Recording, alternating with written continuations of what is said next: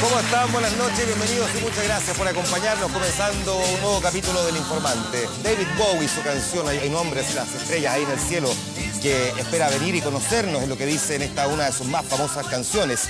Bueno, precisamente mirando al cielo, entre otras cosas, es de lo que queremos hablar esta noche. La ciencia, que es tan relevante en tantos aspectos, pero muchas veces dejado de lado por otro tipo de contingencias. Esta noche se toma el programa. ¿Qué hay realmente en el universo y cuánto sabemos hoy día de él? ¿Qué cosas hemos descubierto y qué nos falta por descubrir? ¿Qué preguntas se hacen los científicos y cuáles probablemente no tanto?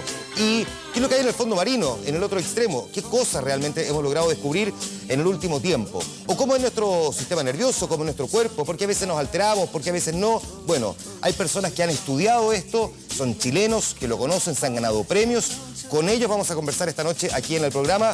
Los voy a presentar de inmediato. Muchas gracias, María Teresa Ruiz, astrónoma. Muchas gracias por estar aquí. Bienvenida, buenas noches. Buenas noches. Está con nosotros el doctor en oceanografía, Osvaldo Ulloa. Muchas gracias por estar aquí. Bienvenido, buenas noches. Y el neurobiólogo Andrés Kub. Muchas gracias. Bienvenido, buenas noches. Gracias por la invitación. Entre otras sorpresas, por supuesto, porque también vamos a conversar con otras personas. A propósito de sorpresas, me gustaría primero saber si les llamó la atención, voy a partir contigo, que una joven chilena de apenas 25 años, por ejemplo, descubriera un planeta, cosa que conocimos hace una semana. Bueno, me pareció fantástico a mí, porque además de ser del género correcto, es una chica joven y que está haciendo su tesis. Entonces, realmente eso te muestra las condiciones que hay para hacer astronomía en Chile, que un estudiante, cuando todavía ni siquiera termina su tesis, ya tiene un descubrimiento de ese tipo, ¿no? Se conocen muchos planetas, pero la gracia es que ella descubrió otro planeta en un sistema que ya se le había conocido uno, y eso es aún más difícil a veces de poder detectarlo. Les propongo que primero veamos cuál es su historia y luego discutamos, entre otras cosas, de qué sirve el descubrimiento de un planeta y en particular si en general los descubrimientos científicos tienen la obligación de servir para algo, una cosa que también es parte del debate científico. Rodrigo Cid nos cuenta la historia de esta joven de 25 años y su mirada al cielo. ¿Tú le pusiste nombre a este planeta? ¿Tiene nombre? No, no tiene, o sea, sí tiene nombre, pero es un nombre súper fome.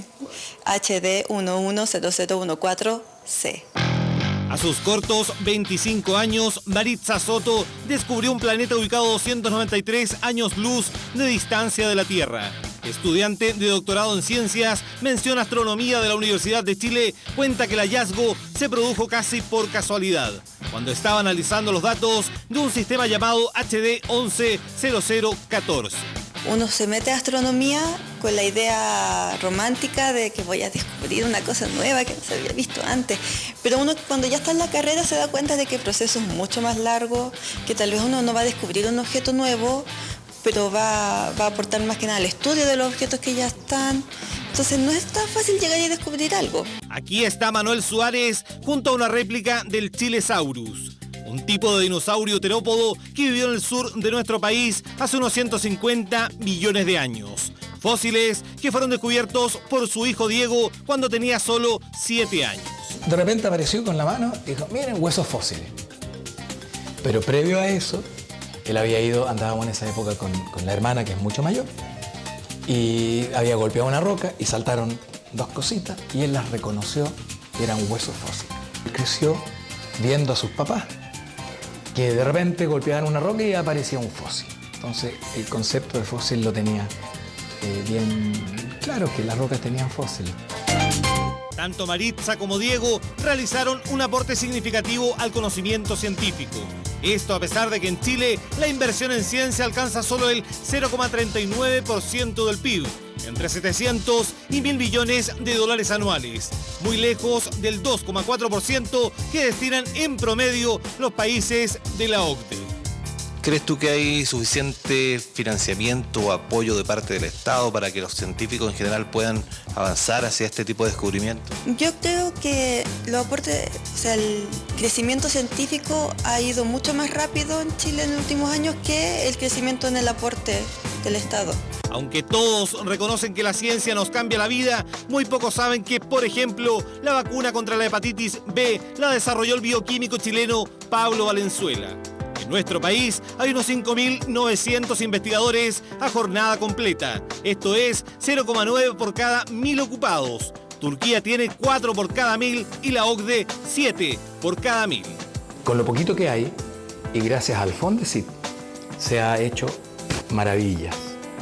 El Fondesit es un gran impulsor de la ciencia, pero si vemos nosotros la cantidad de dinero que llega a la ciencia es insuficiente, la cantidad de dinero que llega de las empresas es insuficiente. Falta dinero. Pero también hay cifras alentadoras. Según el Banco Mundial, Chile tiene un promedio de 13,52 patentes por cada millón de habitantes y es líder en América Latina. Y en cuanto a publicaciones, tiene la mayor productividad científica de esta parte del continente. Quizás la mayor deuda es que Chile todavía basa el grueso de su economía en la explotación de materias primas.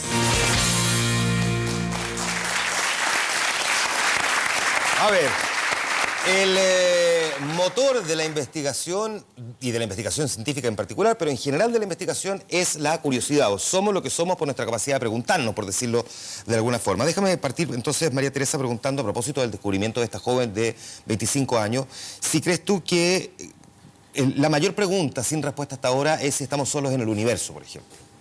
Bueno, es una gran pregunta que yo creo que de la humanidad desde hace un montón de tiempo, desde que tenemos conciencia que vivimos en un planeta y que pareciera que, por lo menos en el vecindario, no hay nada similar, que yo creo que ha sido una obsesión de saber si estamos aquí en este vasto universo, así no estamos habitando un planeta chiquitito, tendremos otras personas que están haciéndose la misma pregunta o otra forma de vida en otro planeta, y eso es algo que poco a poco nos estamos acercando a poder responder a alguna de esas preguntas. Si esa es la gran pregunta, por decirlo así, o una de las grandes preguntas, porque hay montones más, sí, pero partí con esa que es probablemente la que más se menciona, déjame preguntarte cuál crees tú que es la respuesta. Como en ciencia no hay actos de fe, pero te puedo decir que a pesar de que no tenemos ninguna evidencia, después, habiendo 100.000 millones de estrellas en nuestra galaxia, cada una de ellas con un montón de planetas dando vueltas, y hay más de 100.000 millones de galaxias en el universo, me parecería súper raro que fuéramos los únicos, muy raro, porque en realidad, por especiales que sean las condiciones que se dio para que surgiera una vida como la nuestra, y hay muchas posibilidades de que haya ocurrido en otros lados, y a lo mejor es vida similar o vida bien distinta, pero yo creo que vida inteligente en el universo, yo creo que sí hay. Sus especialidades son completamente distintas, pero aún así es parte de la ciencia. Déjeme preguntarle si usted piensa lo mismo que María Teresa. Parto contigo, Osvaldo. Sí, yo creo que incluso es más fundamental que eso, María Teresa, es la idea de que la vida puede generarse a partir de las leyes naturales que conocemos. ¿Es inevitable o no es? ¿O es evitable o somos un caso único? Entonces, desde ese punto de vista yo recojo y yo también creo que es una pregunta fundamental. Las leyes que gobiernan el universo, dentro de las leyes, ¿es inevitable la vida o no? Y hoy día tenemos, por ejemplo, que en el año 2000 recién, Juan Manuel, se descubrió unas chimeneas hidrotermales de una característica bien especial aquí en el fondo del mar, que nos permiten por primera vez tener un modelo un poquito más cercano a lo que podría ser donde se pudo haber originado la vida.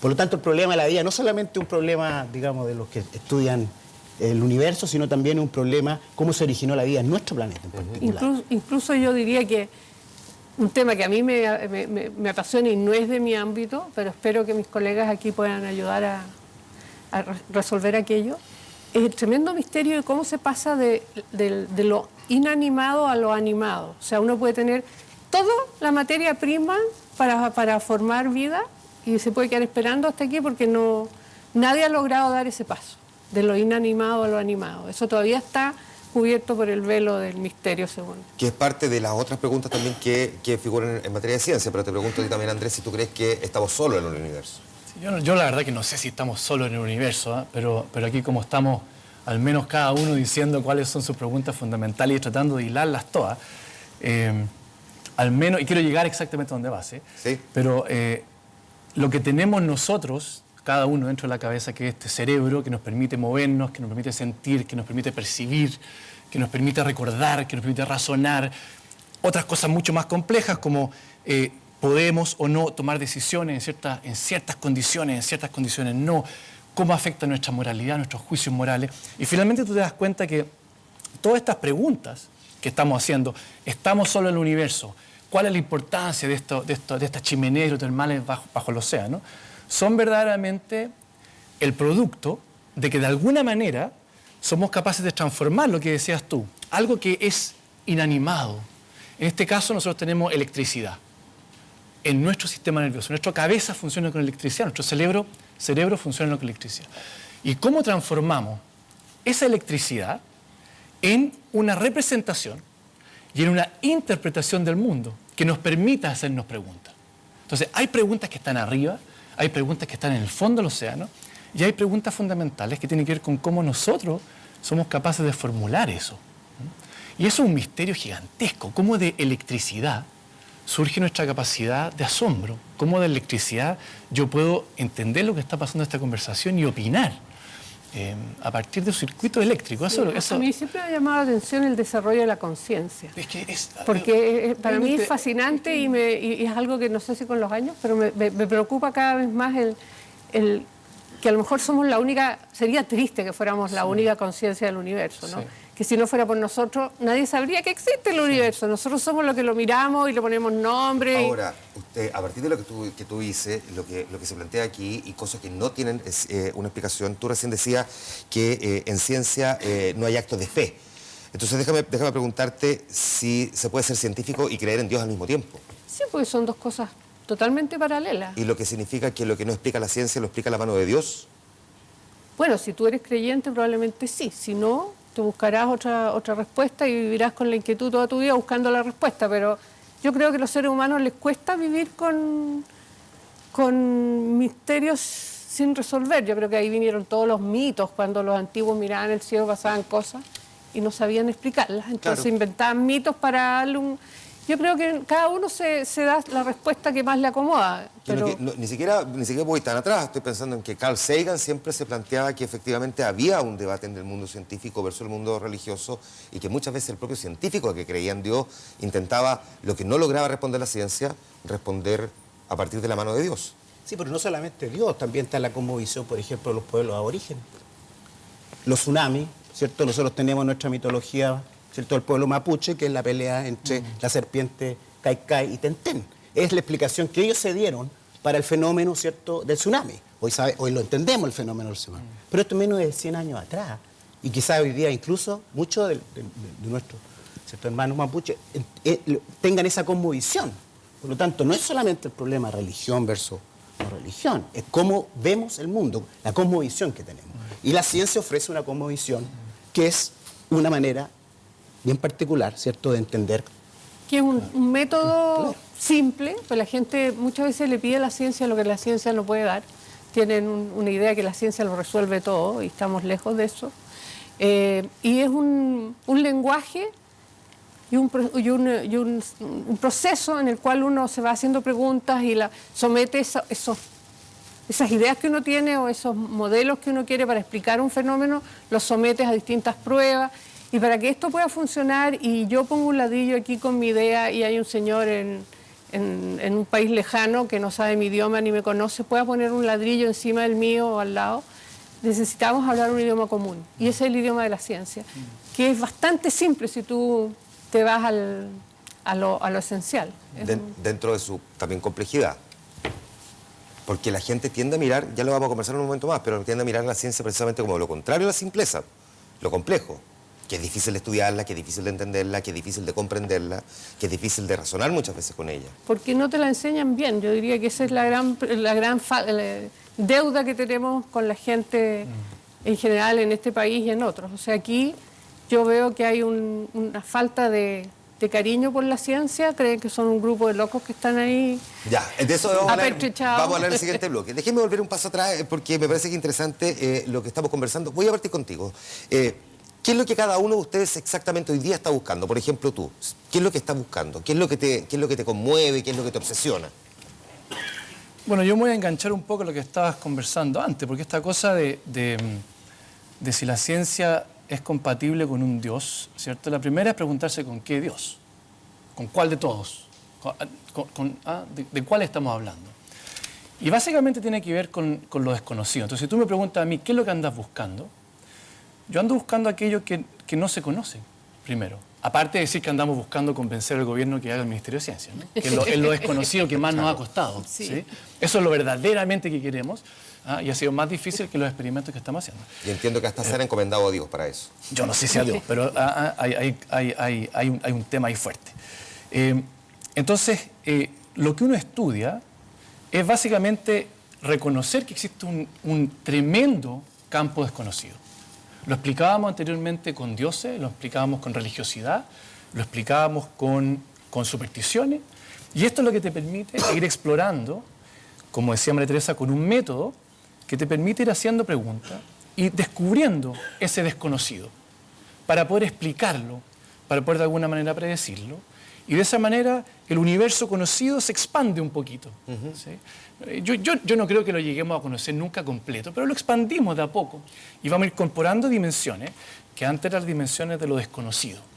Entonces, por ejemplo, en el campo nuestro, hasta hace muy poquito tiempo, hablar de mente era como una cosa, o lo mismo de conciencia, era algo como raro, que estaba entre la ciencia y la filosofía, ¿cierto? Pero hoy día hay muchos temas que son de neurociencia que ya incorporan el concepto de mente, que incorporan la psicología, que incorporan aspectos de psiquiatría. Entonces estamos incluyendo dimensiones que antes quedaban fuera. Antes había un límite, decía, aquí está nuestro conocimiento, de ahí para allá el desconocido. Pero hoy día eso se corre un poquito y conocemos un poco más del universo. Entiendo que además, en tu caso, los mecanismos de la memoria han sido parte, digamos, de tu desvelo, por decirlo así. Yo creo que comprender el sistema nervioso desde los aspectos moleculares hasta la conducta, ese es verdaderamente nuestro ámbito, ¿cierto? Es un tremendo campo, es un campo de lo que se denomina la neurociencia, que es el estudio del sistema nervioso, que abarca, como te digo, muchas disciplinas y que hoy día se entiende como una disciplina que cruza muchos campos, pero que va desde la molécula hasta la conducta. Déjame ir a algo concreto, porque sobre estos mecanismos de la memoria, cuando uno revisa un poco, déjame ponerte algún ejemplo concreto. Esto de tener, por ejemplo, a 45 alumnos sentados en una misma sala de clase, en un mismo lugar, y enseñándoles durante al menos 45, incluso 50 minutos una materia. Mecanismos de la memoria, es decir, se tienen que aprender esto y no lo tienen que olvidar, porque en el fondo para algo se refiere a la memoria. Sí. Cuando tú hablas de mecanismos de la memoria, ¿te refieres a eso? ¿Estudiar cómo sacarle partido, cómo sacarle provecho, el cómo entender por qué hay cosas que mantenemos y otras olvidamos? O sea, todos esos son los campos de estudio. Cómo tú aprendes lo que puede aprender en una sala de clase, cómo tú aprendes a andar en bicicleta, cómo tú aprendes habilidades distintas que se utilizan en distintas partes de nuestro cerebro para hacer algunas tareas y después otras tareas. Pero yo creo que hay un tema importante, lo que estás diciendo tú, que tiene que ver con cómo nosotros somos capaces de generar conocimiento, en este caso sobre la memoria, y hemos aprendido mucho sobre los mecanismos moleculares de la memoria. Pero cómo eso tú lo llevas a la sala de clase, ¿cierto? Tú estudias memoria a veces en algunos animales pequeños, nosotros estudiamos memoria en la mosca y la fruta, que es una mosquita chiquitita, es un mosquito, se estudia en algunos ratones, se estudia, ¿cierto? ¿Cómo tú eso lo llevas a la sala de clase? Entonces estamos hablando de una exigencia que le estamos haciendo a la ciencia, que yo creo que verdaderamente requiere de un estudio muy profundo y luego de ver cómo eso se aplica a un proceso que es totalmente distinto y que es un proceso educativo. Estamos aprendiendo cosas. Por ejemplo, nosotros sabemos que el descanso, el sueño, son necesarios para consolidar recuerdos, ¿cierto? Nosotros sabemos que hay un periodo de atención y que después decae, pero yo creo que eso es una cosa decirlo en un ambiente controlado del laboratorio. La tarea ahora, cuando nos dicen ciencia aplicada, es ahora, ¿cómo llevamos ese conocimiento básico? Perfecto. ¿Cómo lo llevamos a la sala de clase? Ahí hay un tremendo desafío que tenemos que lograr, pero yo creo que hay que hacerlo con cuidado, porque no es cosa de interpretar los experimentos y decir, en la sala de clase va a pasar esto. No necesariamente. ¿Cierto? La oceanografía, sí. En los océanos, en los mares, ¿qué estamos buscando? Y tú particularmente, ¿qué te obsesiona?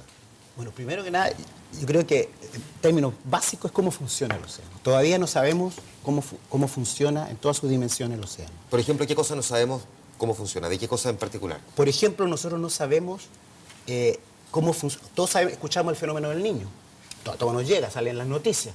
Pero hoy día todavía no sabemos lo fundamental del fenómeno del Niño que nos permita predecir que en 2 o 3 años más va a haber el fenómeno del Niño. Sabemos que va a venir, pero no conocemos todavía las reglas que hacen que este fenómeno se produzca. Tampoco conocemos algo tan básico como quienes viven en los océanos que están frente a nuestras costas. O sea, el 75% del territorio nacional, si consideramos los 200, es mar. Y resulta que nosotros no sabemos quiénes cohabitan en nuestras casas, con quiénes vivimos. No sabemos.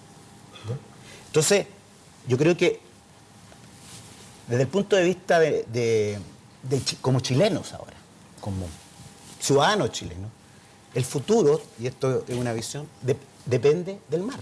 Se va a terminar el cobre, se van a terminar los recursos, ¿cierto? Pero vamos a tener el mar. Y nos va a tomar bastante tiempo llegar al próximo planeta, ¿cierto?, habitable, para que podamos irnos para allá. Y por lo tanto, como país, nosotros tenemos, el futuro está ahí. Y hemos desconocido, como nación, dentro de nuestra idiosincrasia, le hemos dado la espalda al mar. Y ahí está el futuro. Por lo tanto, en términos simples, quiero saber cómo funciona y quiero estudiar el futuro, de lo que corresponde a Chile. ¿Están estudiando más el universo que el mar, por ejemplo? Definitivamente por una cosa muy clara. Primero, Chile está dentro de los 10 laboratorios mundiales, en distintas áreas de disciplina, los observatorios que hay aquí, la capacidad chilena, entre los 10 mejores del mundo. Lo revisé, así que es un privilegio tremendo. Pero, a diferencia de las otras disciplinas, hay una gran inversión que están haciendo los países desarrollados. O sea, aquí están los telescopios. O sea, la inversión no la estamos haciendo los chilenos. Nosotros estamos poniendo la materia gris. Y eso estoy encantadísimo que así sea, ¿cierto? Estamos poniendo el país también. Y el país, los cielos más claros. Bueno, si no lo tuviéramos, pero es No solo eso. Las carreteras, los hospitales, la seguridad, lo que sea, es un país que... Pero estamos aprovechando quieren venir, las ventajas comparativas que tenemos. ¿Qué es lo que estamos mirando cuando entonces miramos el universo, por ejemplo? Ya sabemos que se busca en el ámbito de la neurociencia, en el mundo de los océanos. Vamos al universo, que es tan amplio. Bueno, el universo de todo, desde de personas que están trabajando en los comienzos del universo, desde que se empieza a hacer visible el universo hasta hoy, para ir viendo cómo evolucionó esto, cómo se formaron los elementos de los que estamos hechos. Y hay gente que se dedica a estudiar galaxias, cómo evolucionan, cómo están hechas las galaxias, cómo han evolucionado. Y por el otro lado tenemos grupos que están trabajando en entender bien cómo es el proceso, cómo se forman las estrellas, que aquí tenemos un grupo realmente a nivel mundial que está trabajando en eso, usando ALMA y los telescopios.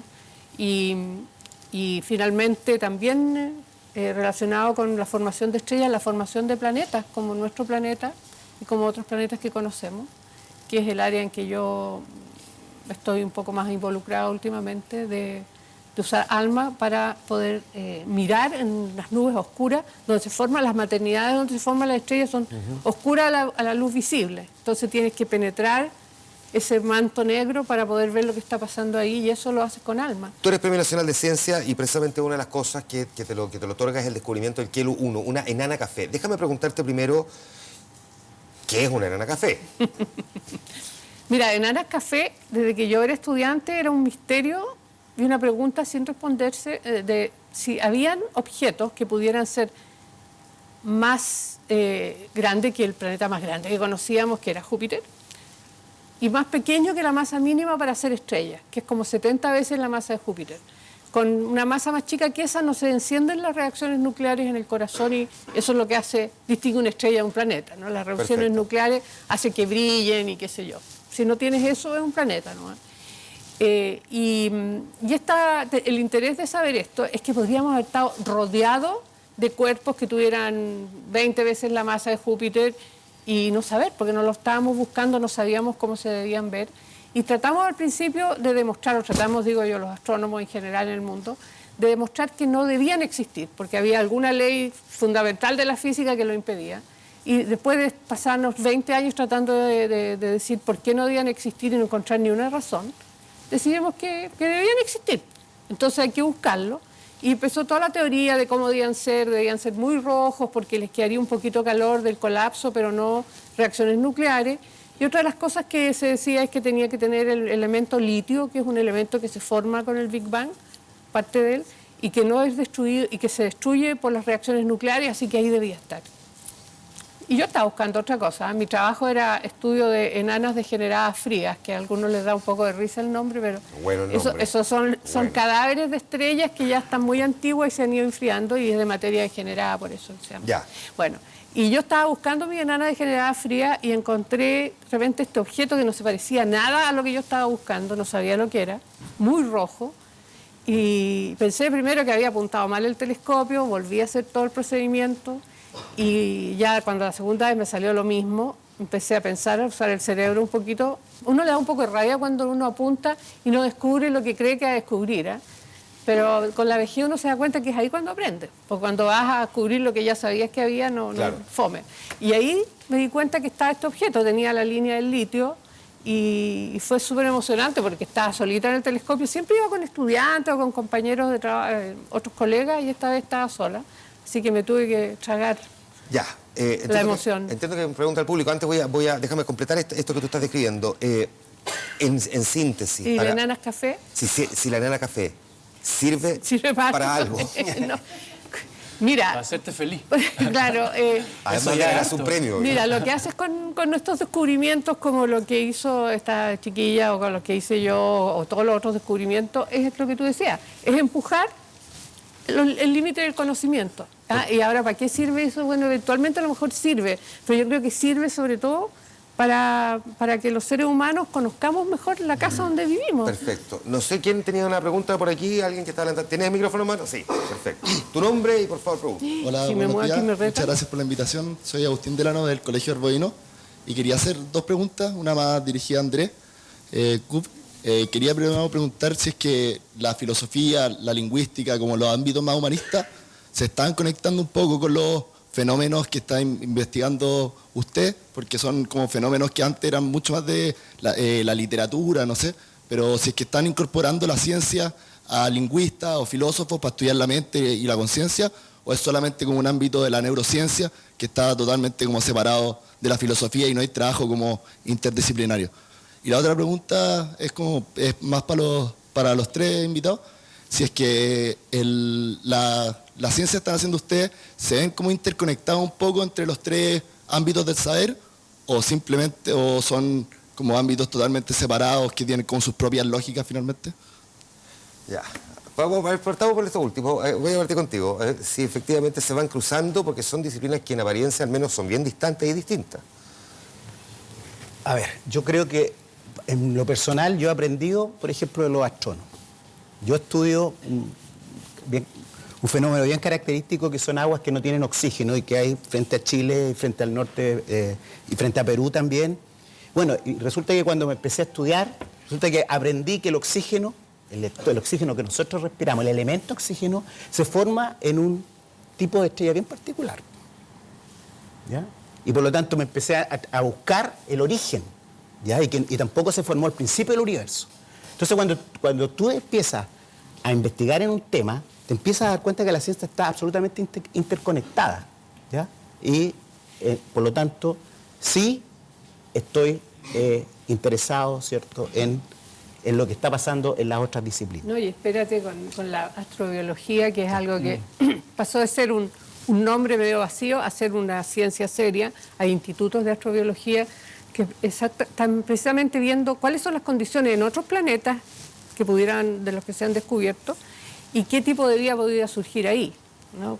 Dadas las condiciones que hay, lo que hay disponible para hacer vida. Entonces, estas chimeneas, como dices tú, son una de las cosas Ahí que... está el trabajo colaborativo, Exacto. que es la tendencia mundial. Oye, pero ahí hay una cuestión bien importante, ya que estamos hablando de ciencia en Chile, yo creo que ahí hay un cambio bien paradigmático que ocurre hace unos 15 años, diría yo, cuando en Chile se empieza a invertir en ciencia asociativa. Como decía en el video, los Fondesit, que son los proyectos individuales, han sido tremendamente útiles para el desarrollo de proyectos científicos de investigación durante 30 y tantos años, pero hace 15 años hay proyectos asociativos de investigación que lo que permiten justamente es ir creando lazos, ir creando redes nacionales, internacionales, donde se empiezan a cruzar las disciplinas. Y tú empiezas a tener que la suma de todos los individuos que participan empieza a ser más que simplemente, el producto es más que la suma de los individuos y empiezan a aparecer cosas. En el caso nuestro, que es un instituto de neurociencia, Tenemos hoy día, no con María Teresa ni con Osvaldo, digamos, pero colaboraciones muy activas, por ejemplo, con gente de ingeniería, con gente de matemáticas, con gente de la clínica, donde empiezan a aparecer proyectos donde la neurociencia y la toma de decisiones, por ejemplo, se transforman en proyectos concretos que se pueden utilizar para un fin específico, donde la biología y la clínica convergen para ver cómo los mecanismos que nosotros aprendemos de la biología básica se empiezan a aplicar en enfermedades, que son enfermedades neurodegenerativas, enfermedades psiquiátricas. Entonces, todo el cruce de disciplina es una cosa que Chile ha empezado a hacer extremadamente bien. Tenemos 15 años de ese ejercicio y los resultados son súper positivos y tú vas a ver cada vez más cruce de las disciplinas entre los investigadores. Yo le pondría un pequeño apelativo a extremadamente bien. Porque en ciencia, una de las cosas que a veces nos cuesta hacer entender es que los tiempos de la ciencia no son los tiempos que está acostumbrada la gente, los políticos, la gente de estos gobiernos de 4 años. Entonces, tú en ciencia, si tú apuestas con fondos para desarrollar una disciplina, 4 años es nada. Es la nada me molesta más esta lógica de la utilidad práctica siempre de las cosas, en el fondo, que todo lo que tenga que descubrir tiene que servir para algo y ojalá que se pueda poner en práctica y lo antes posible y que sea el mega descubrimiento. Es que esa no es la lógica de la ciencia. Claro. Ahora, la ciencia, en general, la ciencia buena, siempre lleva descubrimientos que son importantes. Ahora, no te los puedo prometer para el próximo año. Para la próxima campaña. A lo mejor sí, y a lo mejor incluso antes, pero no te los puedo prometer y a lo mejor es algo que en 20 años más es fundamental. Pero para cerrar un punto que tú decías, que tiene que ver con esto de que se necesita tiempo. Este ejercicio asociativo tiene 15 años y es un experimento que ha resultado súper bien. Y estamos viendo recién los frutos. Entonces, claro, la sugerencia es dejemos lo que siga así. ¿Sí? ¿Se acuerdan ustedes de las chinitas en el espacio? De ellas vamos a hablar, por supuesto, a la vuelta de la pausa comercial y vamos a aprovechar de preguntar también cuáles son los descubrimientos que a ustedes más los han emocionado, cuáles son los que más frustran a los investigadores y a los científicos, cuáles son los que más recuerdan los chilenos, cuáles han quedado injustamente sin pena ni gloria en la historia. Bueno, vamos a seguir hablando de ciencia, sexy ciencia en El Informante. La pausa, volvemos de inmediato.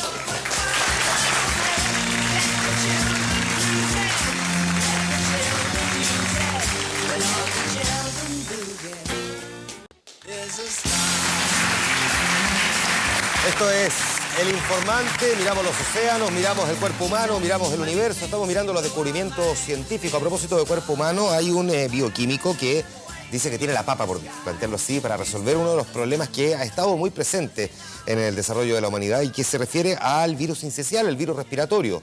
Javier Begelli nos cuenta su historia y luego vamos a entrar en un diálogo sobre los descubrimientos cuando se cruzan con los recursos.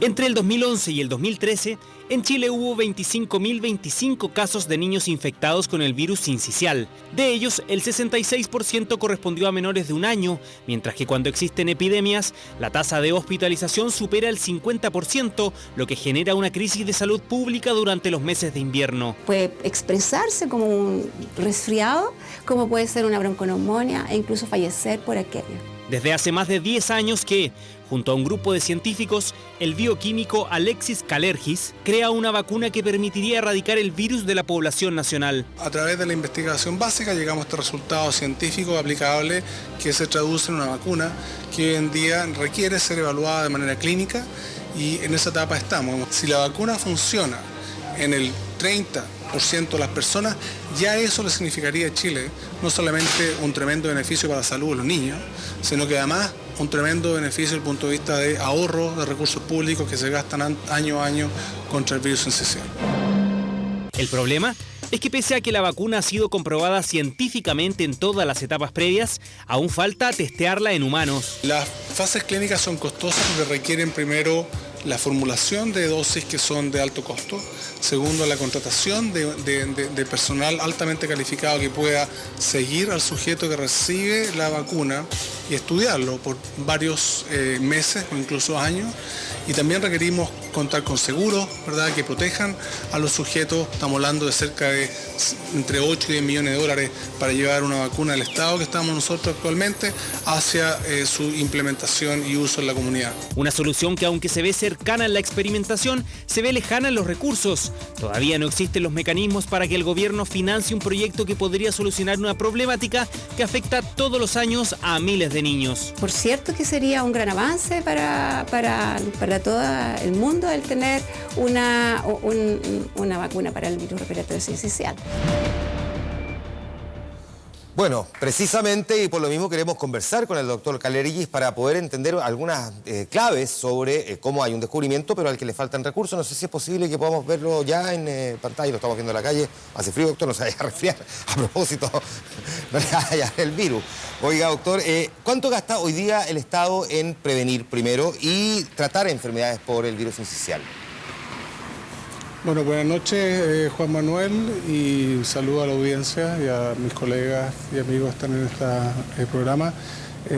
Chile gasta al año del orden de 20-25 millones de dólares en el virus, solamente en contener la enfermedad. Y esto se traduce básicamente en apoyar el sistema de salud, aumentar el número de camas, tratamientos que son más bien paliativos de la enfermedad. Por lo tanto, que es una enfermedad de alto costo, considerando que es un virus tremendamente contagioso y que se disemina con alta frecuencia entre los infantes y niños. Perfecto. De nuestra población. Y ahora, ¿cuánto costaría apoyarlo a usted para desarrollar una vacuna? Bueno, las vacunas en general son costosas porque requieren un periodo de varios años de investigación básica, que es un periodo que nosotros ya hemos cubierto gracias al apoyo de diferentes fuentes de financiamiento a nivel nacional y también internacional. Pero llegamos a la etapa en la que se requieren recursos en una cantidad distinta. Es un tipo de estudio que es bastante más costoso, que significa hacer pruebas clínicas de acuerdo a la normativa internacional. Me refiero a la FDA en Estados Unidos o a la EMA en Europa. Y el costo total de un estudio clínico, el rango desde la fase 1, que evalúa la seguridad, hasta la prueba de campo, pueden ser 10-15 millones de dólares. Ahora, doctor, si usted no consigue esos recursos, si es que el Estado, en fin, no aparece esos recursos que se necesitan para poder sacar adelante este desarrollo que usted está planteando, ¿qué pasa con su descubrimiento? ¿Puede venir otro, tomarlo y seguir haciéndolo? Bueno, no creo que... Nosotros hemos protegido, hemos trabajado desde la universidad con los colegas, proteger la propiedad intelectual de este desarrollo. Es decir, si alguien quisiera copiarlo, la verdad nosotros tenemos herramientas para proteger la vacuna de uso por otros investigadores o eventualmente empresas, ¿verdad? Por lo tanto, hemos desarrollado, proteger este conocimiento chileno. Sin embargo, hay otros, obviamente, centros, otras universidades en otras partes del mundo que están estudiando el sincicial y quieren desarrollar vacunas contra este virus, porque es un virus que está presente en todo el planeta y afecta a los niños básicamente en todos los países, pero particularmente ataca a los niños de menores recursos, y por esa razón nuestra formulación tiene un componente de costo que está destinado a que alcance a la población a través de nuestro Ministerio de Salud. Siendo realista, más que optimista, ¿usted considera que conseguir esos recursos es muy complejo, es imposible, es difícil? ¿Piensa llevar esto a otro lugar fuera de Chile? ¿Cuáles son los escenarios, digamos? Porque en el fondo aquí hay un descubrimiento, pero que necesita ese desarrollo, y ¿por dónde se desarrolla si es que no está la plata? Yo estoy optimista, fui parte de la Comisión Ciencia para el Desarrollo que implementó la Presidenta de la República, y dentro de las medidas que proponemos, justamente que fueron propuestas dentro de esa comisión, fue la creación de un Ministerio de Ciencia y Tecnología que sea capaz de encontrar desarrollo como este y otros varios que tenemos en el país, y pueda conseguir la inversión, ya sea pública, junto con la inversión privada, a fin de tomar este desarrollo y eventualmente ponerlo a disposición de la sociedad. Perfecto. Por el momento estoy trabajando tanto con el Ministerio de Salud como con el Ministerio de Economía y con otras agencias que financian esta investigación, como por ejemplo CONICET, a fin de ir escalando lentamente cada una de las etapas que requieren. Perfecto. También recientemente el producto fue escogido por la NIH para recibir apoyo directamente de fondos públicos americanos, y eso valida la calidad de la investigación que hemos hecho. Okay. Entonces la Universidad Católica firmó un convenio con NIH justamente en base a la calidad de esta investigación. Doctor, le quiero agradecer estos minutos en que nos ha puesto en perspectiva un tema que vamos a conversar más adelante en profundidad y que tiene que ver también con los recursos para poder avanzar en investigación y por lo tanto en el desarrollo de la ciencia. Muchísimas gracias, doctor, que esté muy bien, buenas noches. Bueno, muchas gracias, Juan Manuel, y espero que resulte este desarrollo. Muchas gracias, que esté muy bien. Voy a poner pausa en esto porque creo que es parte importante y por lo tanto creo que sería bueno que le dedicáramos un bloque para conversar además con otro integrante aquí en un momento más.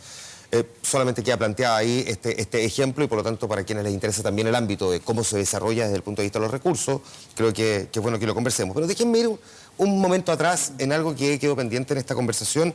Voy a partir contigo, Osvaldo. ¿Cuál crees tú que son los descubrimientos que más le han interesado a los chilenos en el último tiempo, si quieres los últimos 5, 10, 20, 30 años? A ver, yo creo que... Tanto universales, pueden ser chilenos o extranjeros. Bueno, yo creo que indudablemente a la población, indudablemente, por ejemplo, el descubrimiento del virus del SIDA, por ejemplo, que afecta y que ha producido mortandades, es un descubrimiento con el cual la sociedad inmediatamente entiende uno de los roles de la ciencia. Por lo tanto, yo creo que, por ejemplo, el ébola, yo creo que esa es quizás una de las maneras donde la sociedad inmediatamente percibe que la ciencia le está haciendo un bien, ¿ya? Pero hay otros ámbitos de la ciencia. Pero yo me quedaría, digamos que esa es una de las áreas de descubrimiento donde que la sociedad rápidamente puede reconocer. Ya, ahora, según tú, así es lo práctico, decir, no, los chilenos esto lo reconocen rápido, esto les gustó, es un descubrimiento que los maravilló. Yo no tengo idea de qué es lo que le ha gustado a los chilenos en general, digamos, como descubrimiento. O te lo planteo de otra manera, ¿alguno que haya pasado sin pena ni gloria que tú dices que injusto? A mí hay algunos que a mí me han encantado de mi área, ¿sí? Por ejemplo, el hecho de que nacen nuevas neuronas en el cerebro adulto. Uy, que sí, por mucho tiempo, por mucho tiempo, dijimos nosotros nacemos con el número de neuronas que tenemos, incluso se van muriendo, pero no, ¿cierto? Ahora sabemos que hay 2 regiones que generan neuronas, que nacen neuronas en nuestro cerebro adulto permanentemente. Fantástico. ¿Bajo ciertas condiciones o no, siempre? Siempre. Siempre. ¿No sabes cómo celebran en la sala de direcciones? Siempre. Y se puede estimular su nacimiento con el ejercicio físico. Más fácil todavía. ¿No te puedo creer? Cero. Pero sí hay algunos que han pasado sin pena ni gloria y creo, hay aquí destacar si 2 chilenos. Yo creo que, por ejemplo, Joaquín Luco, que es un neurofisiólogo, hizo descubrimientos súper importantes en cuanto a la memoria. Cómo estudiando unos bichitos, ¿cierto? Él estudiaba cucaracha, y cómo entonces describió cómo estas sinapsis, estas comunicaciones entre las neuronas eran capaces de cambiar para aprender. Entonces descubrió que habían cambios pequeñitos moleculares que se transformaban en aprendizaje en este bicho que es la cucaracha. Y lo desarrolló en Chile, con recursos chilenos, en un laboratorio chileno, lo publicó extremadamente bien en revistas internacionales de primer nivel y después, digamos, americanos se ganaron el premio Nobel por estudios en otro bicho, estudiaron los caracoles, con cosas muy similares. Entonces, ahí hay una historia nacional de un descubrimiento fantástico, de un personaje fantástico, que creo que, no sé si ha pasado sin pena ni gloria, pero habría que, de todas maneras, rescatarlo mucho más de lo que sabemos. María Teresa, según tú, ¿qué cosas a los chilenos en general les ha gustado mucho como descubrimiento en el último tiempo? ¿O crees, por el contrario, alguno que no haya mirado con tanta pasión y que en el fondo se merece un buen lugar en este podio?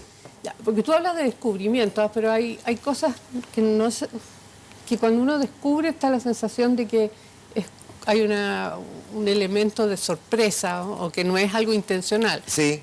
Mientras que hay otra investigación que va más bien dirigida a confirmar algo. A confirmar algo.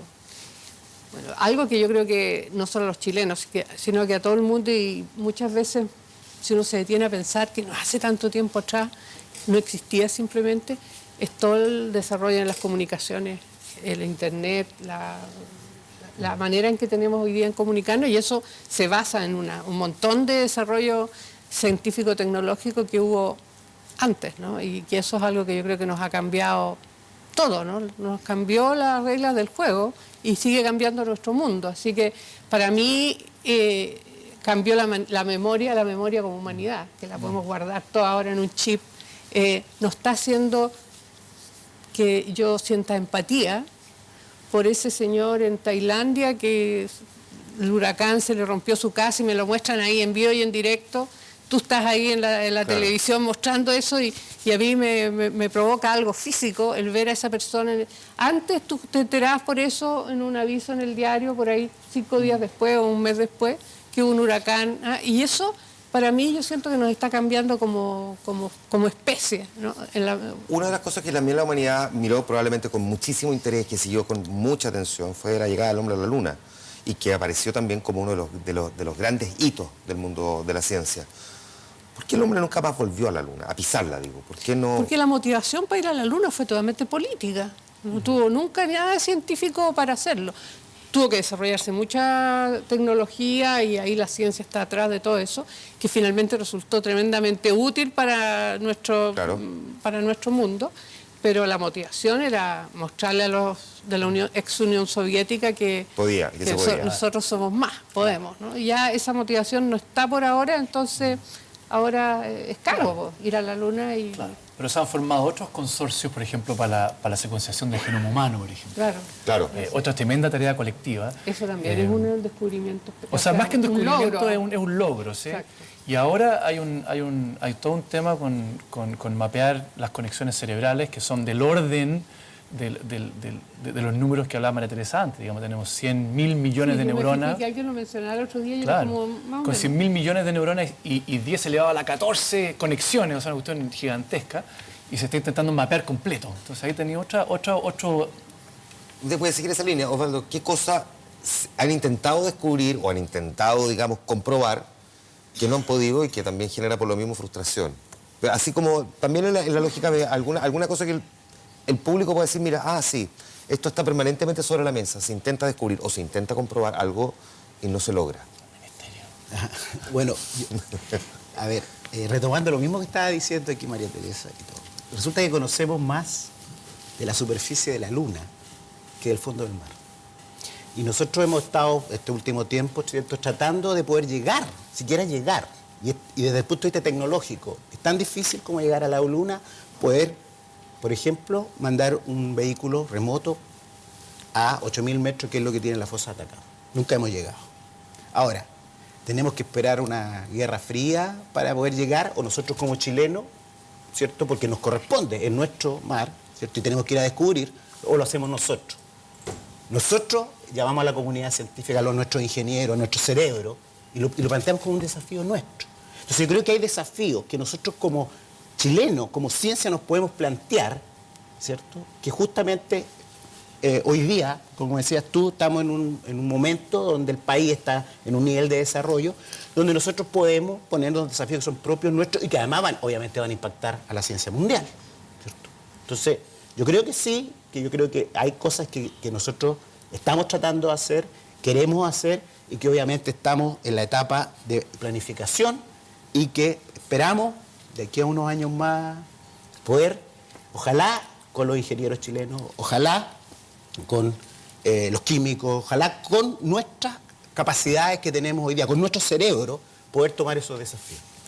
Ahora, una cosa, por ejemplo, en el centro de astronomía que yo dirijo, que es el CATA, es un centro para hacer astronomía, entonces hacemos investigación y tenemos gente que estudia planetas, otros que estudian galaxias y cosmología, pero también tenemos ingenieros trabajando en desafíos tecnológicos, y uno de ellos, por ejemplo, fue construir uno de los ojos que tiene ALMA para mirar el observador. Y haciendo eso han salido cosas interesantes, ¿no?, como una antena que pudieron inventar los chiquillos del laboratorio, que tiene un Wi-Fi a alta frecuencia, pero espectacular, que es algo que ya lo patentaron en Chile. Y hay otros descubrimientos que han ido haciendo que son perfectamente aplicables a la vida diaria, pero que en realidad... Sin buscarlo se llega a eso.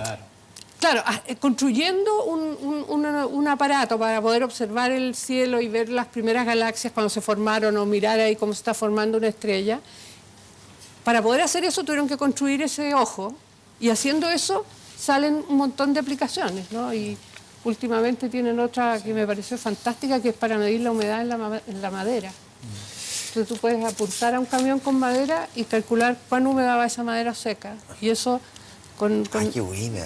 Excelente. Sí, entonces hay cosas... Tenía pendiente yo, a propósito de las chinitas en el espacio, estas estudiantes o ex estudiantes ya del Liceo 1 de Niñas, una historia que empezó con ellas, pero que siguió con otras. Margot Anacona nos va a recordar esta historia y nos va a poner en perspectiva precisamente ese tremendo emprendimiento que representó, cómo algo tan pequeño se vuelve algo tan grande.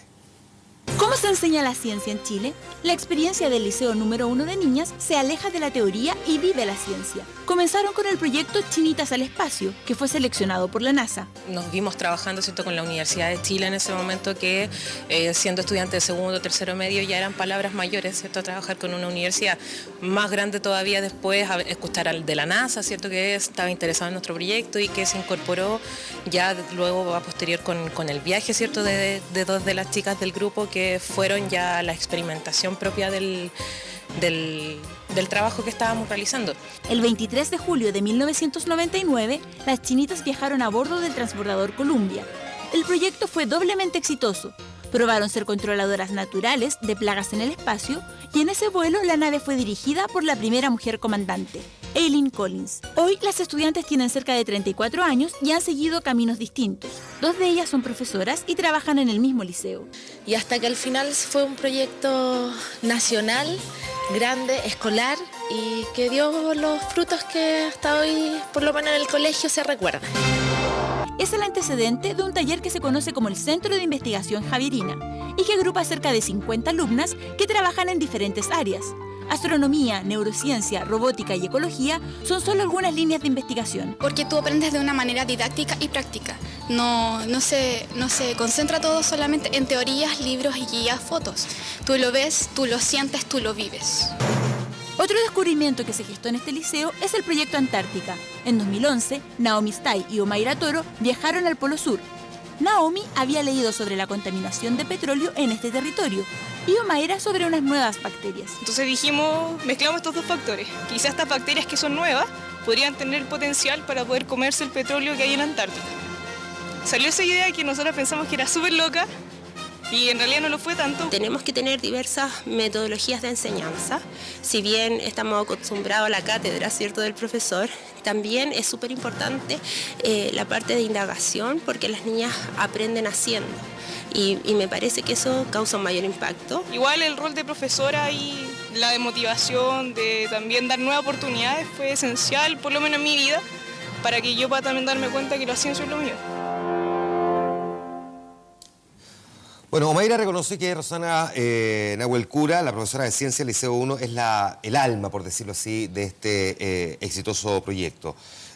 Y da la sensación, porque uno puede estar equivocado evidentemente, que el liceo, digamos, no tiene grandes laboratorios, que no le sobran precisamente recursos. Le quiero preguntar a Rosana, que está aquí en el estudio, ¿cuáles son las principales dificultades para enseñar ciencia? Ahí la tengo y... ¿Tiene micrófono? Sí. Sí, tengo. Bueno, las principales dificultades, yo siento que el tiempo que nos otorgan a nosotros los profesores como para poder dedicarnos a la ciencia práctica. Todavía tenemos un dilema, que es que o preparamos a los estudiantes para pruebas estandarizadas como la PSU, como el CIMSE, o bien nos dedicamos a prepararlos para habilidades que son estas habilidades blandas de comunicación, de hacer un proyecto, de lograr hacer ciencia en un colegio. Entonces, como todavía no nos decidimos, nosotros como institución y como profesores hemos tratado de incluir la indagación dentro del aula. Es difícil, es más trabajo, pero de todas formas el ver los logros y los resultados que hemos tenido con las niñas nos hace obviamente seguir hacia adelante. Más que tener un gran laboratorio o los recursos, yo siento que son los tiempos y la motivación para ello. Ya, te voy a hacer esta pregunta porque creo que es clave también en parte de lo que estamos discutiendo aquí. ¿Por qué crees que la ciencia, a la hora del debate sobre la educación en Chile, no está sentada a la mesa como parte relevante, muy relevante? Porque simplemente yo siento que es un problema de políticas públicas. Tenemos que tener primero claro cuál es el tipo de ciudadano que nosotros queremos formar. Una vez que nosotros como país tengamos claro, ¿cierto?, cuál es el ciudadano que queremos formar, entonces vamos a tener claras las políticas educacionales. Yo siento que por eso la ciencia no es la base, cuando debería serlo. La base de un país es la ciencia, la tecnología. Y creo que tenemos mucho material intelectual en nuestros colegios, en todos los colegios, de distinto tipo, particular, subvencionado, municipal, que lo estamos, en el fondo, no perdiendo, pero sí quizás lo estamos llevando para otros caminos y no lo estamos sabiendo enfocar. Voy a aprovechar de pedir un aplauso primero para ella y también de anunciar la pausa comercial, y cuando volvamos aprovechamos también de hablar, entre otras cosas, de la necesidad de un ministerio de ciencia y de si con un ministerio esta cosa podría cambiar. La ciencia sentada sobre la mesa y con los recursos que se necesitan también. De eso y de las cosas que no estamos mirando cuando estamos haciendo ciencia, conversamos a la vuelta. Es El Informante. Volvemos de inmediato.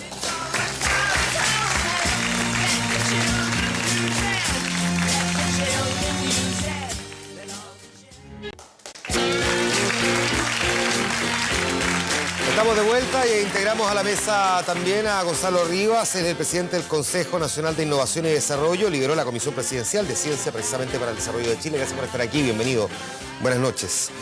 Entiendo que le tocó además junto a un grupo de cerca de 30 académicos del mundo científico elaborar las propuestas para fortalecer el desarrollo de la ciencia. Lo primero que quiero preguntar es si tenemos un diagnóstico, y una de las cosas que se ha dicho es que la propuesta es, digamos, bonita, pero muy ambiciosa. Y por lo tanto, cuando es muy ambiciosa, cuesta jerarquizar y por lo tanto no se va a lograr mucho.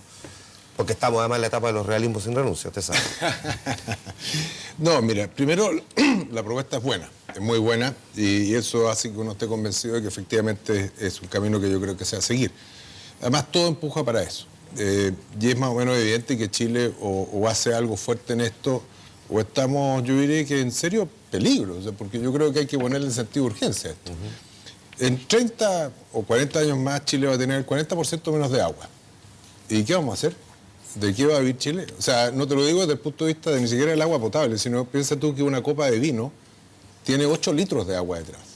Entonces, cuando hablamos de nuestra estructura productiva, de cómo nos insertamos en el mundo, cuando exportamos cobre, que también usamos agua, recursos forestales, agua y así por delante, el cambio climático te genera un nuevo escenario. Hoy día el mundo te va a demandar que no solo contamines menos, sino que también qué pasa con el agua que tú estás usando. Y nosotros mismos vamos a estar enfrentados a eso. Entonces, si no desarrollamos nuestra capacidad científica, si no desarrollamos nuestra capacidad de hacer tecnología, bueno, simplemente vamos a ser extraordinariamente más pobres. Y eso va a tener implicancias en todo plano. Entonces, por lo tanto, hoy es una urgencia. Vamos a tener cada vez más desastres naturales. ¿Cuánto estamos invirtiendo actualmente en ciencia de nuestro Producto Interno Bruto? ¿Y cuánto invierten los países de la OCDE? Mira, se habla más bien de investigación y desarrollo, porque tiene que ver con ciencia, desarrollo tecnológico, etc. Y estamos oscilando entre el 3,5, o sea, el 0,35, perdón. Y obviamente los países de la OECD están mucho más cerca del promedio del 2 y tanto, y los países que lideran el 4. Nosotros, como decía una nota antes... El promedio, el 2 y tanto promedio de todos los países. Lo que pasa promedio, es que Chile, claro. Chile le baja harto. No, claro, por supuesto. Porque Chile también está en la OCDE. O sea, países como Finlandia, etcétera, tienen 4%. Pero además de productos mucho más altos. Porque este no es un problema solamente de porcentaje. O sea, claro, puede ser un porcentaje alto, pero de una masa muy chica. Porque aquí necesitamos mucha masa también. Ya, derechamente, porque no estamos convencidos, porque los que toman las decisiones realmente no entienden el tema, porque no les interesa, porque a lo mejor, a diferencia como nosotros lo presentamos, no es realmente sexy la ciencia, porque como decía María Teresa, efectivamente no te otorga muchos votos, porque en el fondo las políticas son más cortoplacistas por el tipo de sistema de gobierno que tenemos. ¿Por qué razón? Pero así, con la verdad arriba de la mesa y con toda la mira, todas las anteriores. Primero porque lo urgente pasa a ser más relevante que lo importante.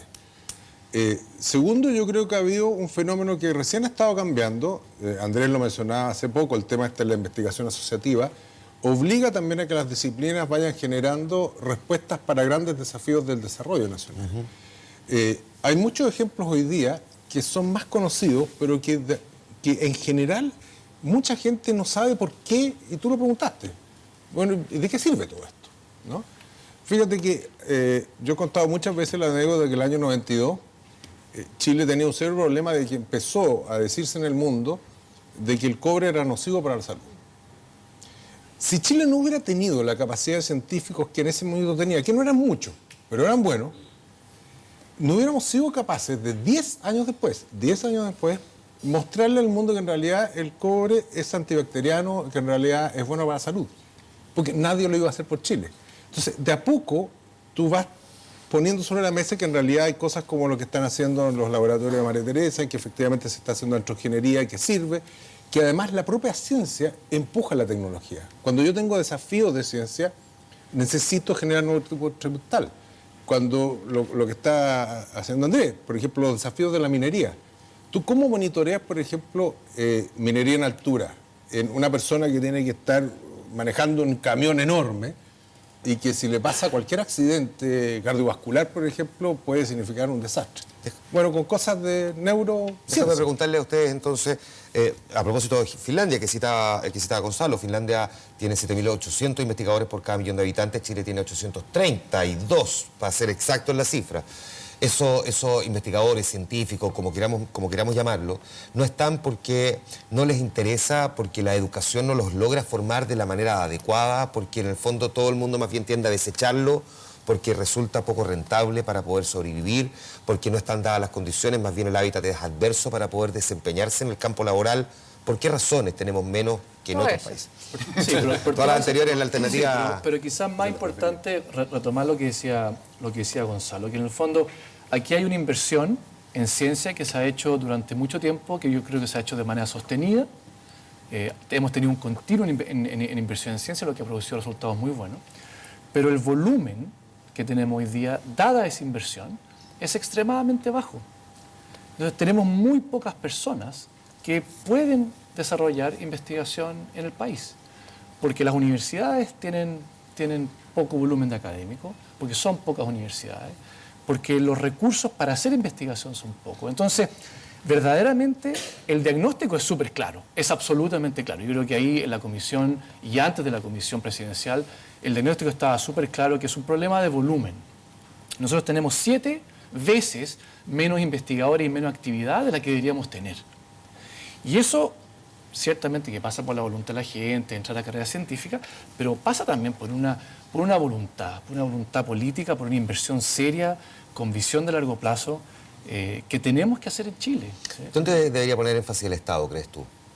Bueno, primero yo creo que crear la carrera del investigador. En Chile no existe. Somos los profesores universitarios que tenemos que, además de hacer investigación, tenemos que hacer docencia universitaria, tenemos que hacer administración universitaria. El gran peso de la creación de científicos se lo han llevado las universidades y algunas universidades solamente son las que han hecho esto. Por lo tanto, indudablemente, hoy día nosotros tenemos como país, como existen los países, ¿cierto?, con los que queremos compartir, donde un joven, ¿cierto?, puede decir, yo quiero dedicarme a la investigación. ¿Dónde lo hago? Pues tengo que conseguirme un cargo en una universidad como docente, porque no existe la plataforma que pueda absorber a estos jóvenes. ¿Cómo solucionamos el problema? Porque podemos empezar a hacer grandes cambios, pero tenemos una masa de jóvenes que hoy día se están doctorando afuera y que están terminando. Chile ha estado invirtiendo con las becas Chile. Y por lo tanto tenemos un potencial, por lo menos para dar un salto, no el salto que necesitamos, pero sí tenemos un capital que hoy día lo tenemos fuera. Es como los fondos que tenemos del país afuera. En formación. Bueno, ¿qué vamos a hacer cuando ellos regresen? ¿Van a ser nuestras universidades capaces de absorberlo? Imposible. ¿Qué es lo que pide el mundo científico, María Teresa? Real, como para también aterrizarlo, ¿qué es lo que pide el mundo científico cuando se discute esto de tener un ministerio? Sí, mira, lo del ministerio, yo creo que el diagnóstico, yo lo vi lo de la comisión y se ve como bien ordenadito y bien justificado, pero ese diagnóstico, yo que soy vieja lo vengo escuchando de hace como 20 años mínimo, el mismo, no ha cambiado nada, así que el diagnóstico ya está. Ahora, está súper bien escrito. Está bien escrito y mucha gente que sabe mucho de los temas, así que bien por lo menos dejarlo por escrito, ¿no es cierto? Pero, y también me ha tocado vivir varios gobiernos de distinto color político, en que me ha tocado hablar con las autoridades respecto a la ciencia, la importancia, y todos nos han recibido muy educadamente, todos te dicen que sí, que entretenido esto de la ciencia, qué sé yo.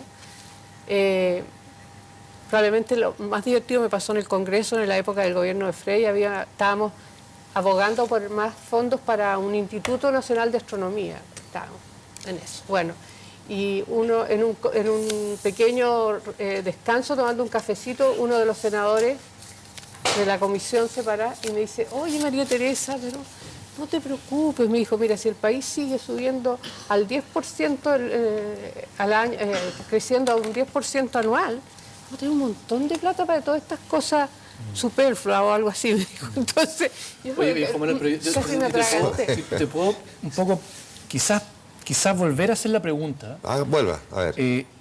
Quizás no de qué es lo que necesitan los científicos. Porque yo creo que la pregunta debería estar plantada, ¿qué necesita el país? Claro. ¿Y qué podemos hacer los científicos en ese contexto? Y ahí yo creo que esta comisión presidencial, y yo siento que hay un cambio cultural en los científicos también, que la idea es justamente trabajar porque creemos que esto verdaderamente puede construir un país nuevo, un país distinto, un país que tiene un mejor futuro, que participa mucho más del intercambio global. Entonces yo daría vuelta a la pregunta y diría, ¿qué es lo que podemos hacer los científicos para el país y por qué eso requiere de que tengamos un ministerio que ordene las cosas, que tenga una visión de largo plazo, que organice las agencias, etc.? Déjame ir a una cuestión bien práctica, casi pedestre, pero es que, Gonzalo, porque científico es digamos, un gran techo, pero en el fondo tiene que empezar a separar por áreas. Aquí tenemos distintas áreas, 3 de quizás cuántas en total, y por lo tanto cada quien querrá llevar agua a su molino en algún momento y por lo tanto pelear por más o menos recursos y al final por intentar de alguna forma equilibrar la balanza, puede que finalmente, o sea, como va y Richard, se nos va como agua entre los dedos. Po. Mira, yo creo que uno de los méritos, para los que no conocen que esa canción era de Buddy Richard. El ministerio es parte de eso, ¿no? Uno de los méritos que tuvo esta comisión, a diferencia quizás de otros diagnósticos, es que se ancló precisamente en lo que decía Andrés. Es decir, normalmente la discusión que ha habido sobre este tema ha sido el lobby de los científicos porque quieren más recursos. Entonces siempre era el tema de la captura desde los científicos de recursos del Estado para que hagan lo que les entretiene. Y lo que ha ido cambiando en Chile, y eso yo creo que es un mérito de todo este proceso que tiene que ver con la generación de investigación asociativa, de la evolución que ha tenido también la propia ciencia en Chile, es que hoy día desde la propia ciencia, desde la propia actividad de investigación se plantea que en realidad los temas son el desarrollo de Chile, el bienestar de Chile. No es casualidad que nosotros le hayamos cambiado el nombre al Consejo Nacional de Innovación desde para la competitividad a para el desarrollo. Tiene que ver precisamente con que uno de los obstáculos que teníamos en el diálogo y que me parece adecuado que se haya cambiado y lo promovimos es precisamente porque el desafío es desarrollo, tiene que ver con calidad de vida, tiene que ver con todas las amenazas y las oportunidades que tiene el país y no solo con crecimiento. No es solo una visión utilitaria desde el punto de vista económico lo que nos va a guiar. Ahora, yo creo que uno de los méritos que tuvo la Comisión fue de decir, mire, ¿sabe que estamos todos de acuerdo en que deberíamos tener por lo menos un 30% de los recursos expandidos que deberíamos destinarle a esto a 6 problemas, a 6 grandes temas del desarrollo? Y cuando la presidenta recibió el informe, dijo, aparte de lo que ya habíamos avanzado en minería, dijimos, bueno, desastres naturales, ¿cómo gestionamos y prevenimos desastres naturales que nos afectan y nos van a seguir afectando cada vez más? El tema del agua. Y así deberían agregarse otros 3 más en los cuales Chile realmente destaca. Perfecto. Claro, genere soluciones de clase global. Pero en ese contexto es donde quizá el ministerio verdaderamente hace falta, porque es el cerebro que piensa los problemas de largo plazo, los evalúa, porque esos son los problemas que existen hoy. No tenemos idea cuáles son los problemas que van a existir en 10 o 20 años más.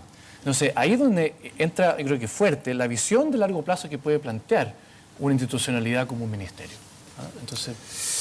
Se me fue el tiempo ya, lamentablemente no saben la cantidad de preguntas que tengo en mi cabeza y que me quedan no solamente sobre este tema, sino que sobre montones de otras cosas, qué cosas no estamos mirando, nosotros lo hemos conversado un montón de veces con María Teresa, con qué fantasea el mundo científico también, qué cosas sí le gustaría descubrir, cuánto se pone el mundo de la ciencia a disposición de la paz, tantas veces puesto a disposición de la guerra, montones de cosas también que son, digamos, del cotidiano conversar, pero que llevado a la ciencia resultan atractivos. De todas formas, es un acercamiento, no es el único, no es el primero, tampoco será el último, que hace El Informante y que hace TVN 24 horas por el mundo de la ciencia. Les quiero agradecer a ustedes por haber estado aquí. Muchas gracias, Gonzalo, también por haber estado aquí. María Teresa, muchas gracias. Y ahí estamos nosotros. Me gustaría que lo viéramos exactamente ahí, debajo de esa guapa chiquilla. Y ya estamos de vuelta, pues, en el último bloque de nuestro programa en Día Martes El Informante. Hay cosas que la ciencia no ha logrado explicar y una de ellas es Pablo Araujo, que está sentado con nosotros. Gracias, Pablo. Gracias. Bienvenido. Muchas gracias, ¿no? Qué lindo, me encanta el afiche, ¿no? La Vía Láctea, un agujero negro. Hoy vi una película similar, pero distinta, ¿no? ¿Sabés qué? Me sorprendió mucho todo lo que estaban hablando, me impactó realmente. Son esas cosas, viste, que te llaman la atención. Porque yo pensé que para la ciencia en Chile había mucho espacio, ¿no? Como el hilo dental en Jaime Orpis, ¿no? Que había cualquier espacio realmente y sin embargo parece que esta gente como que está trabando todo un poco, ¿no? Cosas que te sorprenden como Carola Julio, que yo pensaba, y ojo, sigo pensando que es una mujer tranquila, centrada, y sin embargo leí que la mina de Rodrigo Danús era un peligro, entonces, viste, uno queda realmente... Un saludo para todos los mineros, eso. Sí, se refiere a ese tipo de mina, ya. Bueno, ¿qué te pareció más allá, a propósito del programa, el panorama que tenemos en la ciencia en Chile? La verdad que me parece preocupante porque estamos en el 2015 y yo no entiendo todavía cómo no son capaces de revisar un computador, ¿no? Sabía que están estudiando enviar el computador de Sebastián Dávalos al extranjero para que lo revise el FBI, ¿no?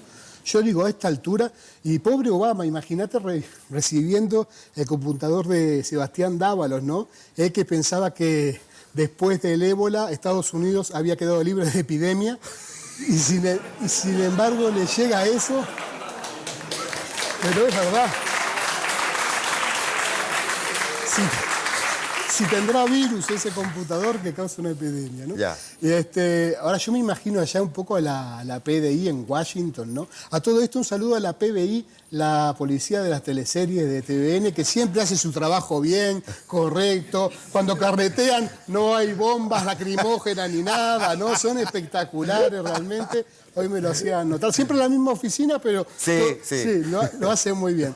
Pero yo me imaginaba a la PDI en Washington enfrentándose a Obama y diciéndole, mire, señor Obama, disculpe, pero usted sabe, una mano negra justamente borró toda la información de este computador, así que usted quizás sea el más preciso para que otra mano de una... No, perdone. O sea, sería un malentendido gravísimo, ¿no? Como cuando Piñera pensaba que el canciller Moreno era Obama. No, nada que ver, ¿no? Ese era otro. Ahora, el disco de Sebastián Dávalos... del computador, ¿no? Me hace acordar mucho al disco de Arjona, ¿no? ¿Por qué? No tiene ningún contenido y la única palabra que queda es señora. Ponés señora hoy en ese computador y dice, esa no soy yo. De todas maneras, era comprensible que los más interesados en investigar el computador de Sebastián Dávalos era la UDI, porque en la UDI piensan que las FARC están adentro del PC. Entonces... que van a abrir la carcasa, va a salir, no sé, Ingrid Betancourt, ¿viste? Es curioso en todo caso porque digamos que hace 48 años a la UDI no le interesó para nada la desaparición del PC, ¿no? Justo ahora sí, ¿no? Bueno, en aquel tiempo es natural porque usaban el sistema operativo Windows 73 que no tenía memoria y hasta el día de hoy lamentablemente tampoco. Qué lástima, ¿no? No creo, en todo caso, por eso te digo, me llama la atención lo de la ciencia, porque no creo que el computador de Sebastián Dávalos sea un computador muy sofisticado. Debe ser un computador todoterreno, supongo, ¿viste? De eso que sirve. iPad estoy seguro que no usaba, porque dicen que Sebastián Dávalos no movía un dedo. Entonces, ¿cómo lo podría haber usado, no? Que se parece mucho a la tecnología del iPad a la de Tinder. Ustedes saben esa aplicación para encontrar pareja, donde si vos pones el dedo hacia la derecha... aceptás a la persona. Sí. Si pones el dedo hacia la izquierda, rechazás a la persona. Y si lo movés a la derecha y a la izquierda, salís con Mariana Elwin, más o menos. Es lo que tiene. Convengamos, en todo caso, yo entiendo que la tecnología de repente no lo puede revisar porque el de Sebastián Dávalos es el único computador que en vez de usar un banco de datos, usa el Banco de Chile. Entonces... por ahí puede ser. No entiendo de todas maneras cómo el fiscal Toledo se asombra tanto justamente de no encontrar ninguna información en el disco duro del computador de Dávalos, porque si quiere buscar información ahí tiene que ir a los computadores de la ADC, porque ahí es donde al gobierno le bajan todos los programas, ¿no? No todos, pero la mayoría de eso. Igual estamos bien en tecnología, ¿eh? Mirá que ahora salió una cámara digital, es impresionante, que toma fotos tan rápidas que el exdirector jurídico de Impuestos Internos sale con la boca cerrada. Es increíble, lo agarras, Matei también sale con la boca cerrada. Y en materia de ingeniería genética también estamos bien, porque después de Paris Hilton, Impuestos Internos, inventó un sapo, digamos, que no emite boletas tampoco, ¿viste? ¿No? Somos más o menos parecidos. Yo les digo, yo si fuera abogado de todos estos políticos, permítanme, la estrategia mía sería súper simple, ¿no? Diría, di boletas, sí, ¿por qué? ¿Y por qué dio boletas? Y porque me compraron. Señoría, ¿usted dio boletas? Sí, señor. ¿Y qué es lo que hizo usted? Señor, me compraron, yo di boletas. Eso sería, ¿no? Absolutamente comprensible, ¿no? Vos compras un servicio y das boleta. Para mí sería la mejor estrategia que podrían llevar esta gente, ¿no? Ahora, si bien en ciencia no estamos bien, en ciencia ficción, en todo caso, Chile para mí es insuperable, ¿no? Lo digo por el video de la UDI, del aborto, que realmente, sí, uno lo ve y entiende por qué causa polémica y bulimia, ¿no? Al mismo tiempo, ¿no? Pero ojo, hablando en serio y con tranquilidad, hay que respetar la posición de ellos y entiendo además por qué quieren de repente que incluso en los casos más extremos nazcan seres sin cerebro, porque si no se quedarían sin votantes, ¿no? No. ¿Sí o no? Digo, es una posición, digamos, totalmente tolerante lo que estoy diciendo, ¿no? Yo creo que en el colegio ellos la única vez que sacaron 7 fue cuando les midieron el coeficiente intelectual, porque de otra manera no se explica, ¿no? Incluso es más, quiero ir más allá, y creo que, no todos, pero hay algunas tan descerebradas que es el mismo feto el que pide abortar. Take me out of here. Y bueno, es que algunos políticos de repente, o partidos políticos como la UDI u otros partidos, en realidad me hacen acordar un poco al representante de Amy Winehouse, ¿no? Hace rato que no representan a nadie en este país. Hace mucho tiempo que pasa eso. Qué feo, ya. Pero pasa eso, uno se siente... Déjame devolverte mejor a la actualidad, ¿viste la marcha de los camiones, los problemas que están en la Araucanía? Primero, sí.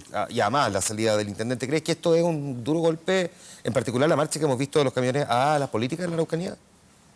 No, de ninguna manera, al contrario, yo creo que están muy optimistas y felices en La Moneda porque va a ser la primera vez que ven desfilar algo que marcha sobre ruedas, ¿no? Frente al Palacio, ¿hace cuánto rato? Yo propongo en todo caso construir a los camiones del sur con el mismo material que están hechos los televisores de las piezas matrimoniales del Opus Dei, porque esos nunca se encienden, ¿viste, no? De esa manera podríamos salvar a todos, ¿no? Y de Huenchumilla, pobre, ¿no? Qué lástima que justo este domingo terminó la serie Sitiados, porque si no hubiera encontrado un pololito ahí, ¿no? Huenchumilla, ¿no? Gran serie en todo caso, ¿no? Uno como extranjero, cuando ve todo lo que pasa en la Araucanía, entiende realmente por qué se llama Tierra de Fuego, ¿no? Es tremendo.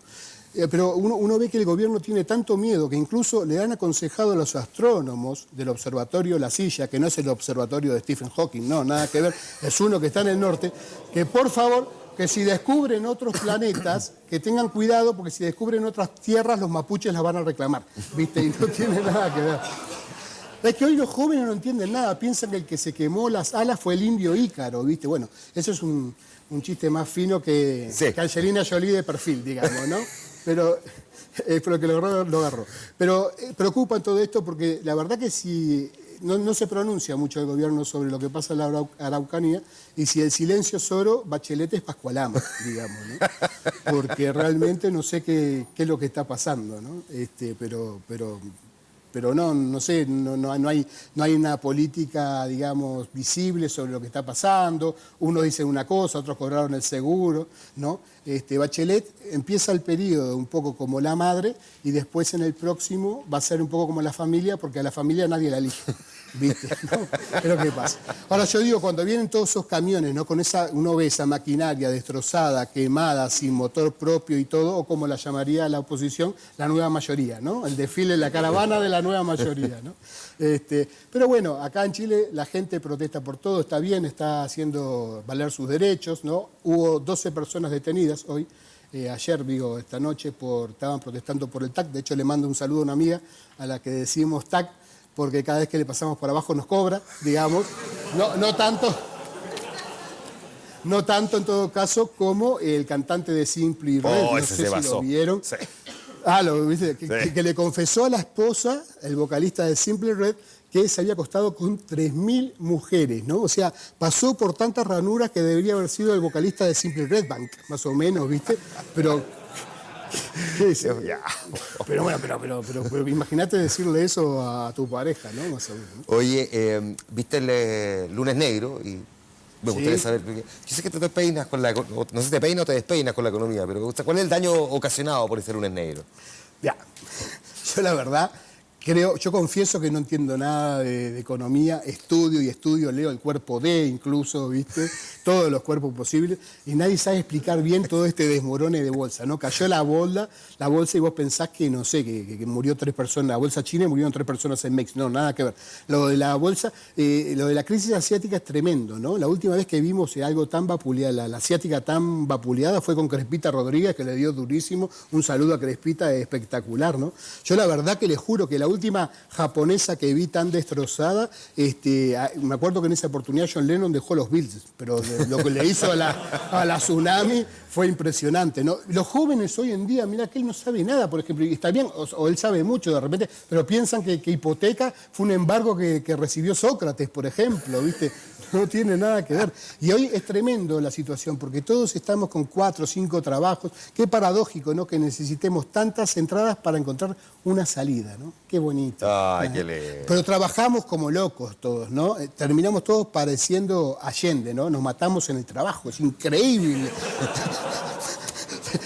Hasta Caradima necesita un pololito. Es increíble lo que pasa en este país. No, asunto. Hoy las guaguas, hay tanta crisis que las guaguas nacen con un crutón bajo el brazo. No nos da para nada, ¿no? Bueno, pero además, Juan Manuel, yo le agradezco, porque no hay tiempo para nada. Es increíble, todo se vive una locura, ¿no? No hay tiempo ni para el carrete. Fíjate que los del Colo-Colo, por decirte, solo salen unas horas, los de las U solo unos minutos, y los de la Católica solo salen segundos. Entonces no queda tiempo para nada, pero no importa. Pongamos todos el hombro para levantarnos. Tú no, Garcés, tú no. Garcés, tú no. Un saludo a Paulo Garcés, digamos, para que se recupere, grande Colo-Colo, y levantemos, no en ese eslogan, pero levantemos este país y bueno, muy agradecido de estar acá siempre. Un aplauso para Pablo Araujo y su particular mirada. Algún día alguien te redescubrirá y será otro Premio Nacional de Ciencias. Gracias, Pablo, por haber estado aquí. Gracias a ustedes por habernos acompañado también en este capítulo de El Informante, hoy destinado y dedicado a la ciencia, a la investigación y lo que nos falta todavía por descubrir. Con Starman de David Bowie. Nos vamos, nos juntamos mañana en Vía Pública y en medianoche. Que estén muy bien. Buenas noches.